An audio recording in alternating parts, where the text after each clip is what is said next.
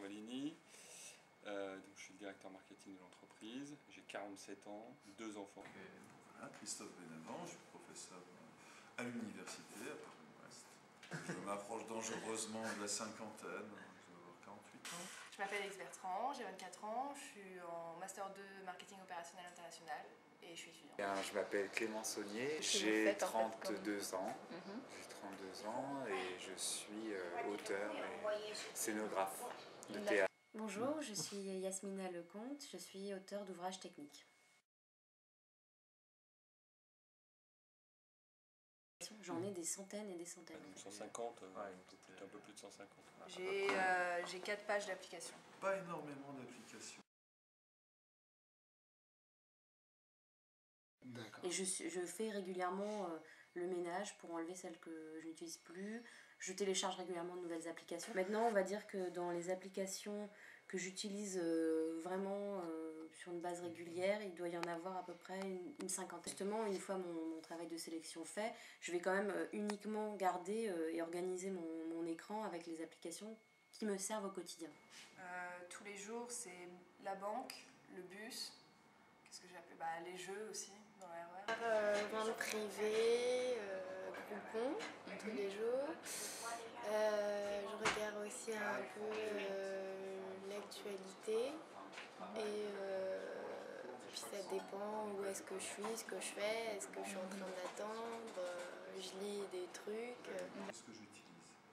En fait, j'en utilise assez peu. J'ai Gmail, ça c'est le fondamental. Il y a beaucoup d'applis d'infos,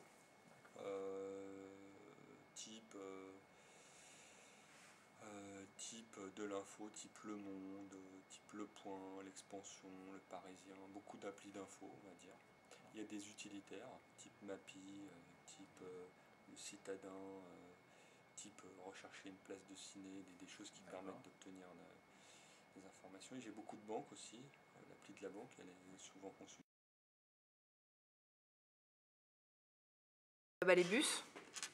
Les bus, ça c'est un peu l'appli fondamentale. Donc là, je choisis l'arrêt et j'ai toutes mes horaires en temps et en heure avec le jour auquel ça correspond. Et donc tu choisis après là où tu veux. Tu peux choisir une autre date de voyage. Enfin, c'est bien fait. La dernière fois, je déjeunais avec une amie à La Défense et elle m'a parlé du film Time Out. J'en avais pas entendu parler. Du coup, je suis allée sur l'appli Allociné. Je suis allée voir du coup Time Out. J'ai pu aller voir les avis des spectateurs, par exemple. Donc là, on a tous les avis qui nous donnent une idée un peu du film. On a les avis presse aussi. Et j'ai regardé la bande-annonce. J'ai trouvé que le film avait l'air bien, donc on s'est dit, tiens, pourquoi pas aller le voir maintenant. On n'a pas recherché une salle, on est allé à proximité.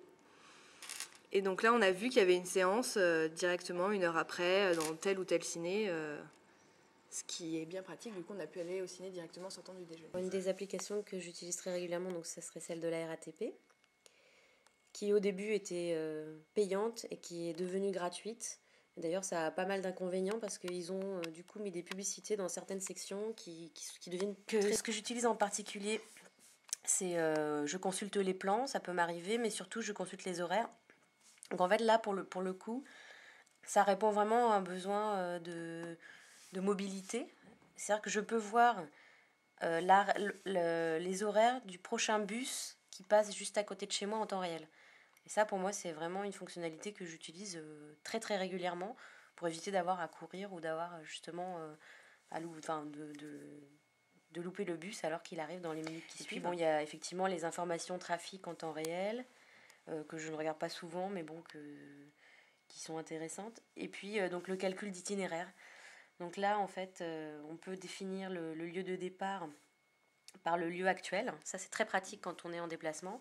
Et on peut dire qu'on se rend, par exemple, on peut mettre l'adresse de son domicile et ça calcule l'itinéraire en temps réel sur les bus ou les tramways, enfin comme sur le site. Sauf que là, ça utilise aussi la géolocalisation et que dans certains cas, ça peut donner aussi l'horaire du prochain train qui correspond à la recherche. Je déjeunais avec une de mes amies la semaine dernière et ça faisait longtemps qu'on parlait d'un voyage à Londres, enfin d'un week-end. Et du coup, on s'est dit pourquoi pas regarder en direct sur l'appli iPhone. Parce qu'avant, ça nous prenait du temps, il fallait rentrer chez soi, allumer son PC, aller voir les horaires, et donc tu étais obligé de téléphoner à ta copine et tout ça. Là, on le faisait en live, Et du coup, par exemple, pour Paris-Londres, pour le vendredi 9, en recherche rapide, on trouve notre allée à 183 € et on sait directement si oui ou non on a le budget pour y aller, s'il y a de la place, à quelle heure, on choisit nos heures, tout ça. C'est assez pratique. On peut réserver un voyage directement d'une terrasse de café avec une amie en un quart d'heure, alors qu'avant il fallait prendre du temps et des choses comme ça. Et par exemple, il y a cette application l'application de Best Western qui permet de réserver un hôtel et d'aller jusqu'au bout du processus de réservation directement depuis l'application. Elle est très bien conçue, elle permet donc d'abord de trouver un hôtel autour de soi, où qu'on soit. Si on est membre du programme de fidélité, toutes les données sont accessibles. Et puis on peut aller jusqu'au bout du processus directement sur l'iPhone. Donc là, par exemple, j'ai demandé à ce que mon emplacement soit localisé. Et puis on va rechercher une chambre d'hôtel pour ce soir même. Donc il me les liste par distance. Donc ça, c'est vraiment pratique parce qu'on n'est pas obligé de... Enfin, on peut voir les hôtels les plus près. Il y a tous les tarifs qui s'affichent. Donc par exemple, on va réserver... on peut essayer de réserver celui-là. Donc réserver.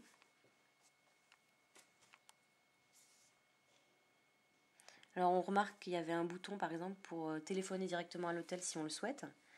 Mais de toute façon, on n'est pas obligé de le faire puisqu'on peut aller jusqu'au bout de la réservation sur l'iPhone.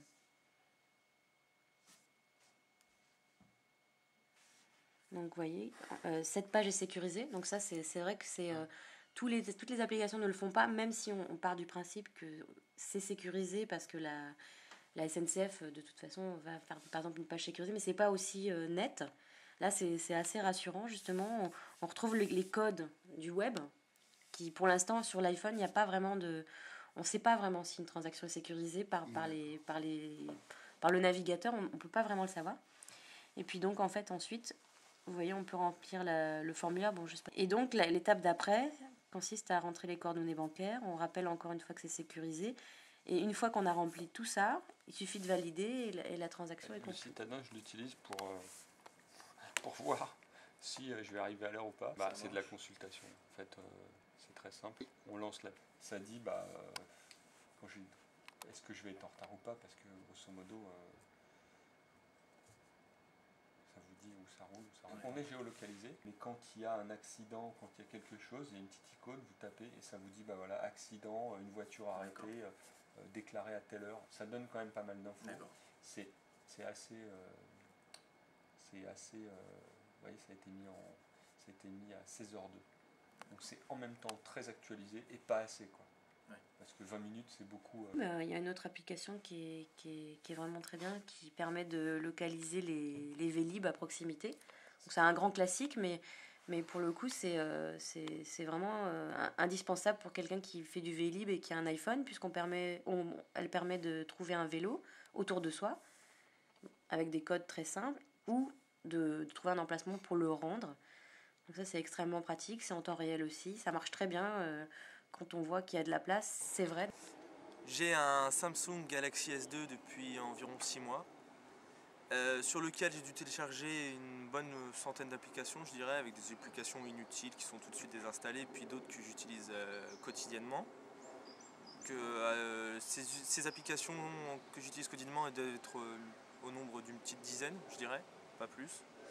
Ensuite, j'ai téléchargé quelques applications que j'utiliserai vraiment en cas de besoin. Je joue pas beaucoup, c'est plutôt des applications qui vont m'être pratiques, soit parce qu'elles m'apportent une valeur ajoutée à la maison par rapport à mon ordinateur, soit parce que j'en ai besoin justement quand je suis en déplacement hors de la maison avec mon iPhone. Je regarde ce que font nos concurrents, si c'est possible, ce que fait une application quand quelqu'un lance quelque chose sur le marché.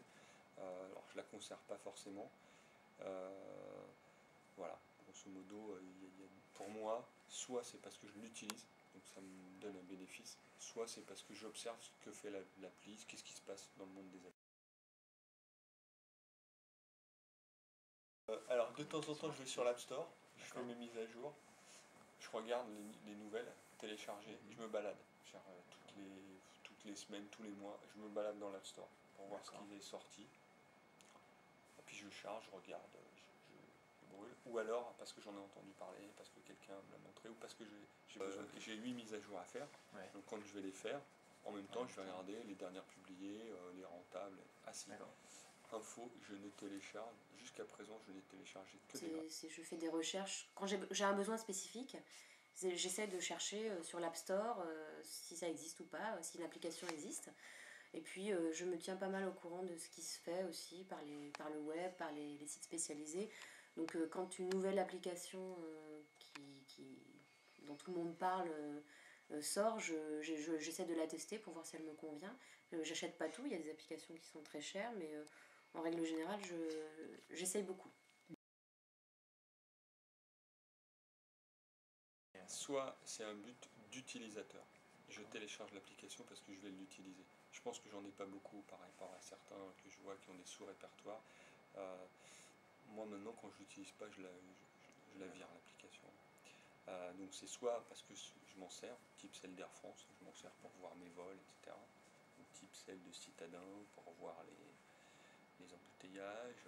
Ou alors c'est pour des raisons professionnelles. Si je suis en dehors de la maison, je vais beaucoup utiliser mon iPhone pour toutes sortes de choses, pour me tenir au courant, pour ne serait-ce que consulter les horaires du bus ou trouver un restaurant. Enfin, à la maison, je vais moins l'utiliser puisque justement il y a pas mal d'applications qui complètent en fait ce qu'on pourrait avoir sur un site web, sur un ordinateur.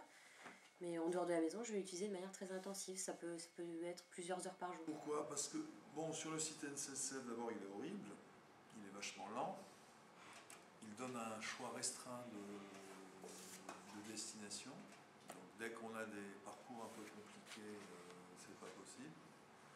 Et à un moment, j'avais eu un petit problème de carte de paiement, il ne me reconnaissait pas, il ne m'acceptait pas, alors que la carte fonctionnait bien, donc j'ai purement simplement laissé tomber. Et qu'au fond, c'est beaucoup plus simple de faire sur une borne ou un guichet. Il y a de l'application, c'est strictement impossible. Parce que faire ses courses sur Casino, moi j'ai un panier d'achat qui est de l'ordre de 100 euros quand je fais les courses. C'est pour, on va dire, un peu la famille, donc c'est pas un énorme panier, mais c'est pas un petit panier. Ça va représenter une quarantaine d'articles, ça représente une demi-heure, trois quarts d'heure. Je ne vais pas passer une demi-heure, trois quarts d'heure sur un petit écran qui n'est pas très pratique. Donc, non, là je m'installe, je dis je fais les courses.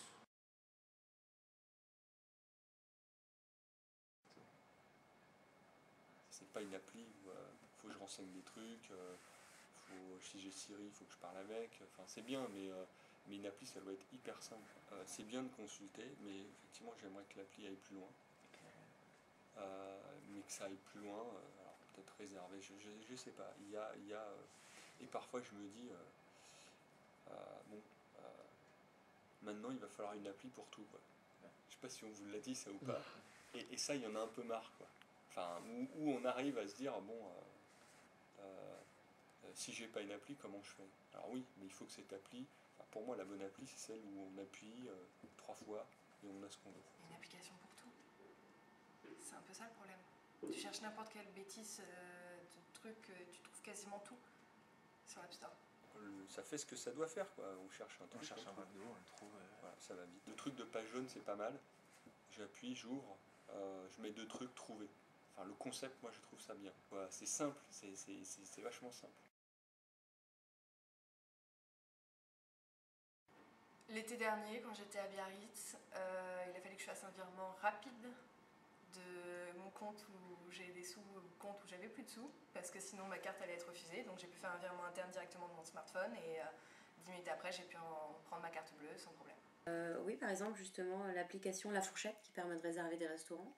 En fait, c'est bête, mais des fois on cherche une table par le web sur l'iPhone, c'est pas très pratique. Cette application-là, elle est extrêmement bien conçue.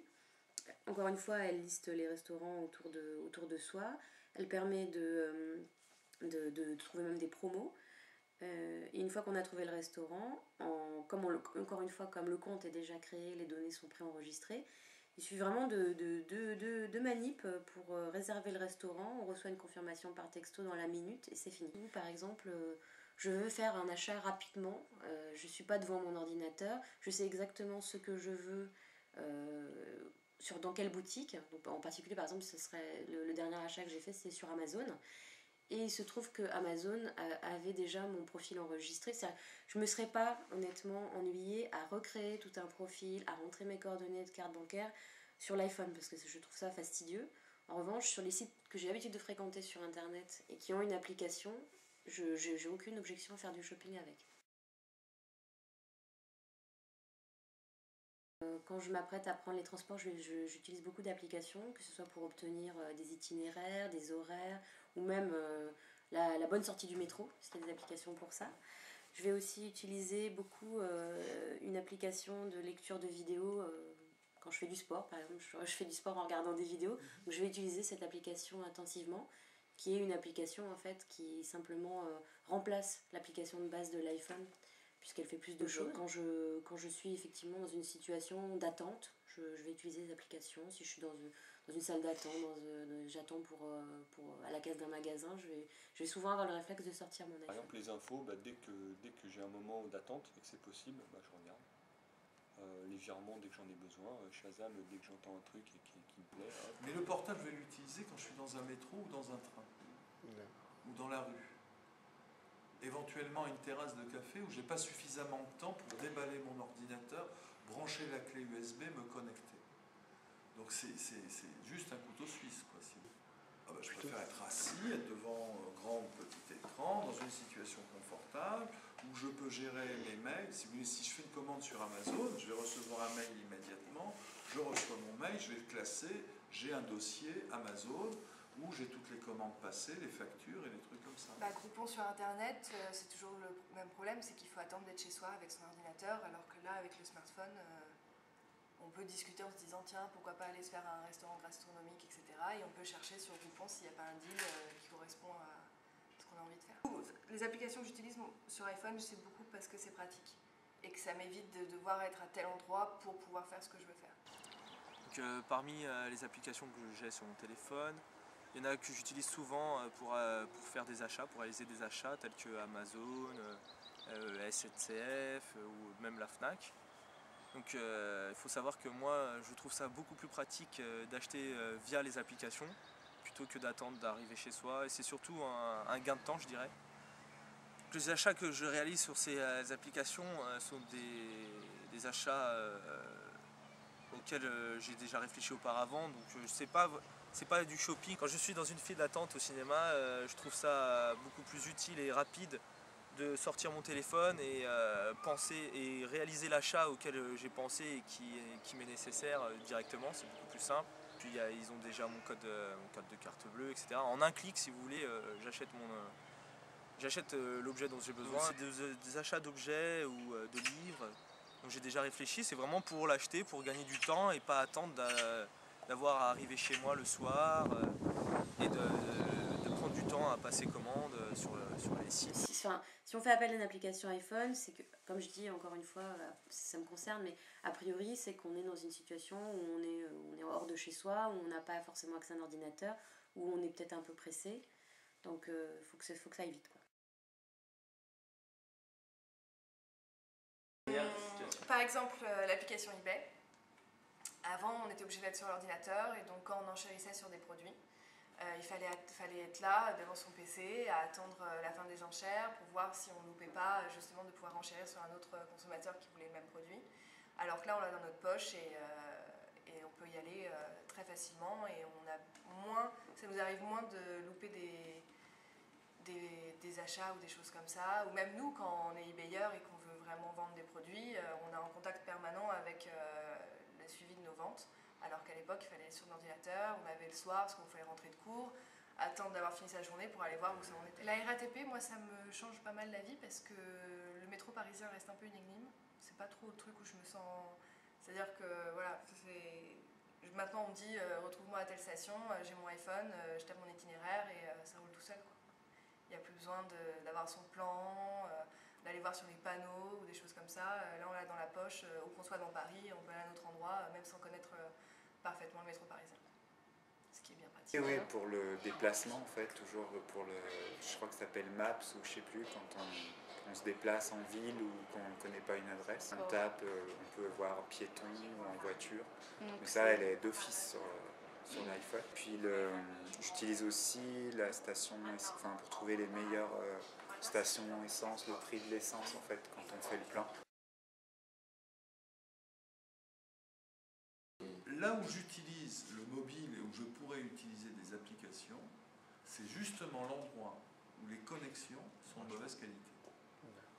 Là où il y a une connexion de bonne qualité et où je suis moi dans des dispositions à faire quelque chose d'un peu sophistiqué, j'ai plus besoin d'un mobile, ce que je veux c'est le portable. Je ne fais pas vraiment sur l'iPhone des choses qui sont compliquées à faire, on va dire, et que je ne peux pas faire sur un ordinateur, vu que j'ai le temps de faire ça chez moi. Donc moi j'ai à peu près sur mon téléphone portable une cinquantaine d'applications et j'en utilise principalement une petite dizaine.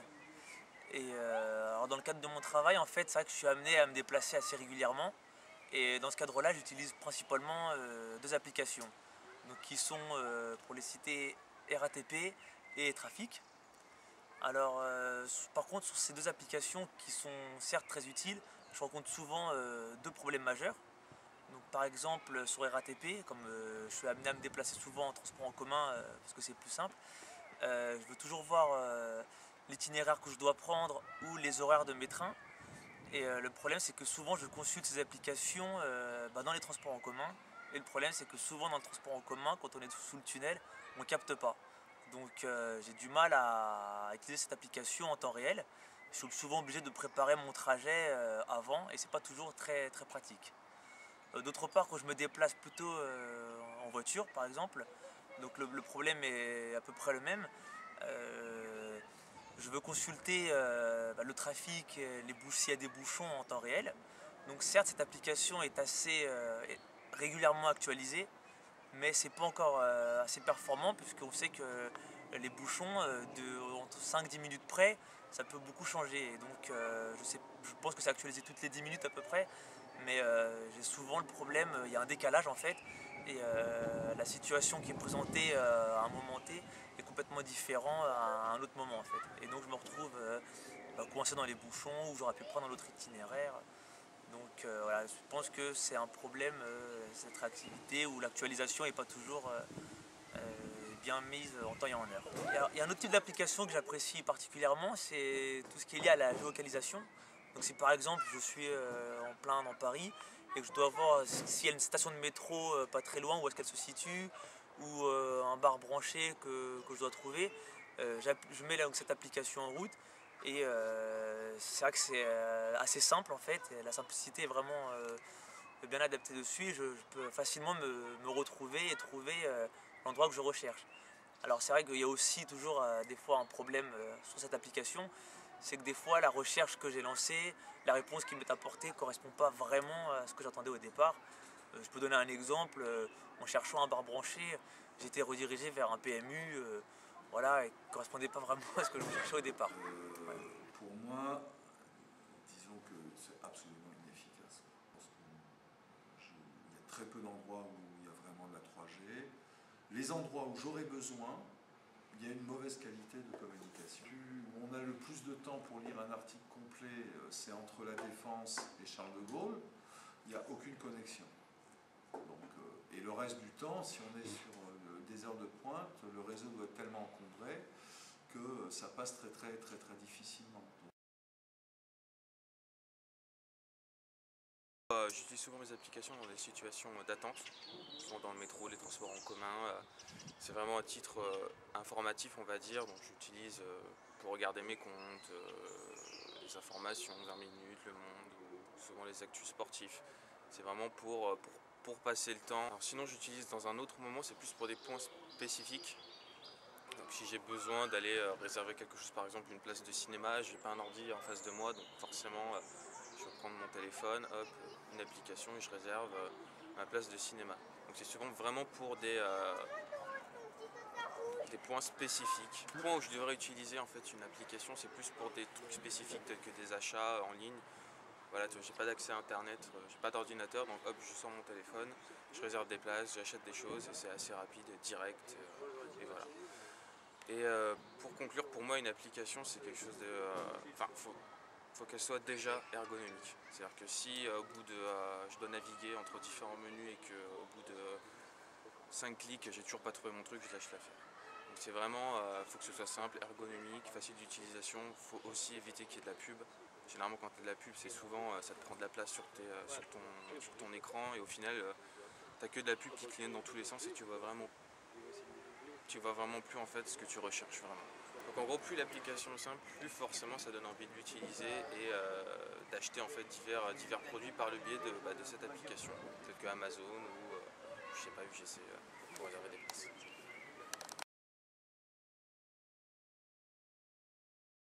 Mon niveau d'exigence vis-à-vis d'une appli, elle a augmenté. Alors avant, je regardais un truc, ça fait un petit peu plus que l'autre, bah tiens, je regarde.